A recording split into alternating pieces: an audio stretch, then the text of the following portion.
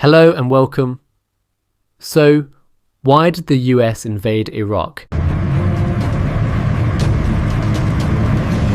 In 2003, the United States invaded Iraq. They said it was to protect the world from weapons of mass destruction. They said it was about freedom, about democracy, about making the world safer. But the truth is, none of that turned out to be real. No weapons were ever found. No peace was ever achieved. And Iraq, once one of the most powerful nations in the Middle East, was left shattered. So what really happened? Why did the US go to war in Iraq? And what was really behind this invasion that changed the world forever? Let's go back to where it all began.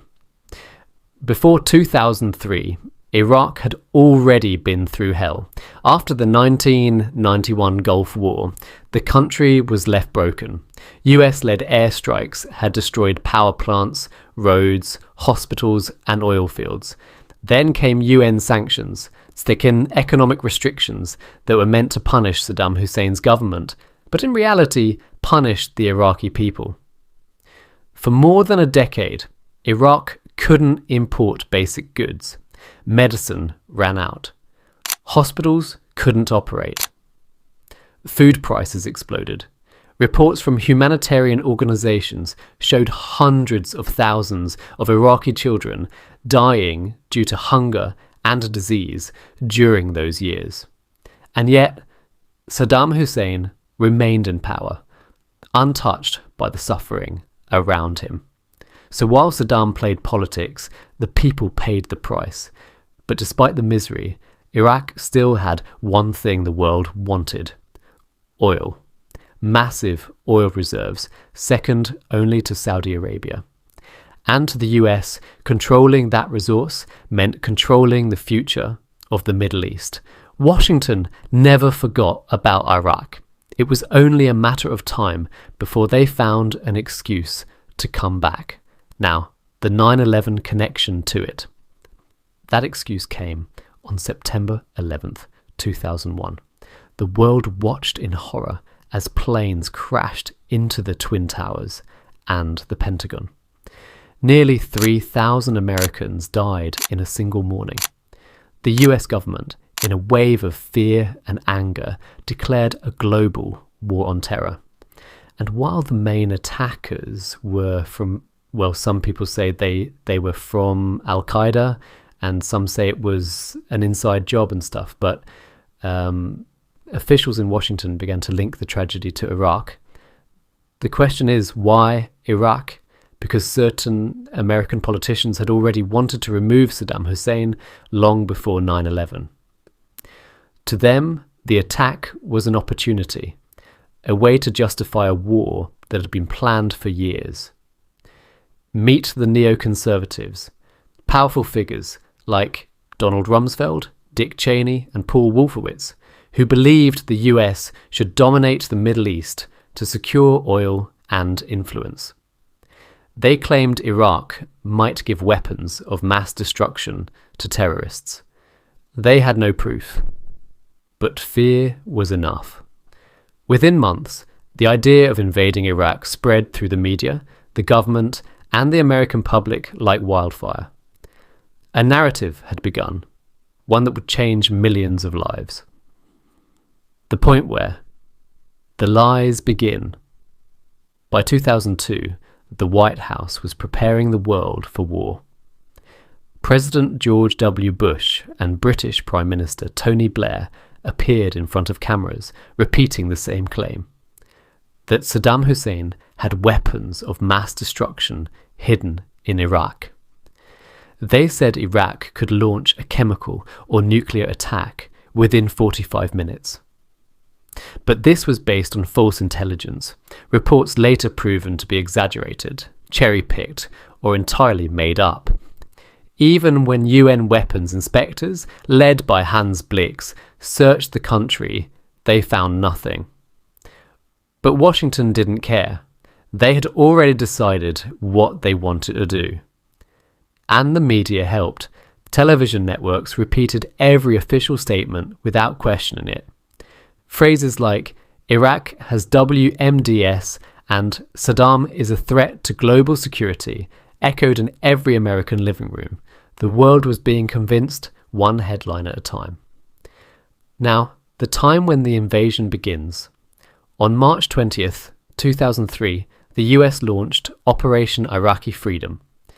The first night was called Shock and Awe, and it truly was. Thousands of bombs dropped on Baghdad within hours.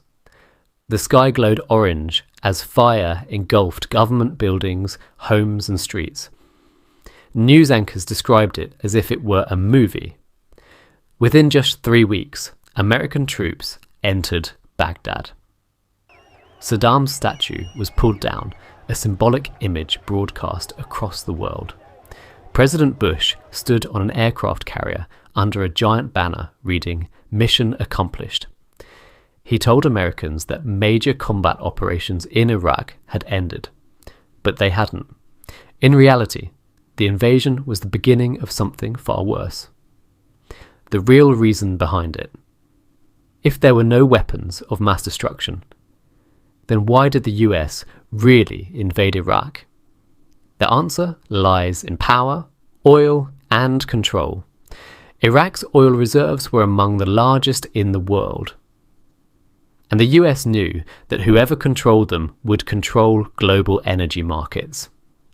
After the invasion, American companies quickly secured billion-dollar contracts to rebuild Iraq's oil infrastructure. Meanwhile, Iraq's political system was redesigned under US supervision. A new government was built, one that would align with Western interests.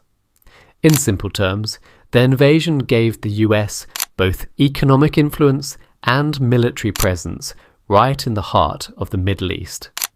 But for Iraqis, it brought nothing but destruction. The collapse of Saddam's regime left a power vacuum. Ethnic and religious tensions, once controlled under dictatorship, exploded. And out of that chaos, a new threat emerged. Extremist groups, including what later became ISIS.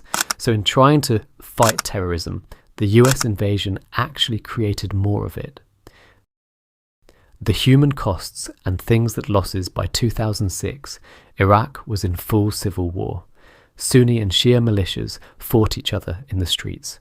Car bombs exploded daily. Ordinary Iraqis, shopkeepers, teachers, families lived in constant fear. More than 200,000 civilians would die in the conflict. Millions were forced to flee their homes, creating one of the largest refugee crises in modern history. And for what? To find weapons that didn't exist. The American military also suffered. Thousands of soldiers killed, tens of thousands wounded, and countless others returning home traumatized.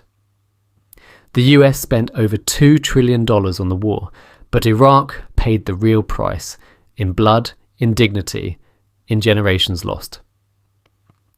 As the years passed, the truth began to surface. Top US officials admitted that intelligence reports were wrong. Some even confessed they were manipulated to push for war. No nuclear weapons, no chemical stockpiles, no threat to the United States. It became one of the biggest political lies in modern history. Even the UN Secretary General, Kofi Annan, said the invasion was illegal. It violated international law because it was done without UN approval. What began as a war for peace turned out to be a war for profit and dominance. Today, Iraq is still rebuilding. Slowly, painfully. The country's cities have been reconstructed, but the emotional scars remain. Generations grew up amid war, bombings, and corruption. The invasion didn't bring democracy. It brought instability that spread across the entire region, from Syria to Iran to the rise of ISIS. And for the world, it changed how people viewed America. The US lost much of its credibility. Countries began questioning its motives, not as a liberator, but as a power that used force to protect its own interests. Even many Americans today see the Iraq War as a mistake, one that should never have happened. The US invasion of Iraq wasn't just a war, it was a message to the world that even without proof, a powerful nation could rewrite the rules. It showed how fear can be used as a weapon, how governments can sell a lie so big that millions believe it. And in the middle of it all were the people of Iraq, families, children, and generations who never asked for war but suffered the most. Iraq didn't invade anyone, it didn't attack America, yet it became the battlefield for someone else's ambitions. A quiet truth was understood because 2 decades later, the world is still living with the consequences of that invasion. The Middle East is more unstable, millions are displaced, and trust in global leadership has been deeply damaged. The US may have won the war on paper, but it lost something greater, its moral authority. Because no matter how powerful a country is, truth always finds its way out. And the truth is this: the invasion of Iraq was not about weapons, not about peace, and not about democracy. It was about control. And in the process, an entire nation was torn apart. That was it if there is any confusion. And if I forgot anything, and if you want me to cover something else, please tell me in the comment section. This was the History Doc. If you found this story worth knowing, make sure to subscribe and share. Because history, when told honestly, reveals more than just facts. It reveals the truth.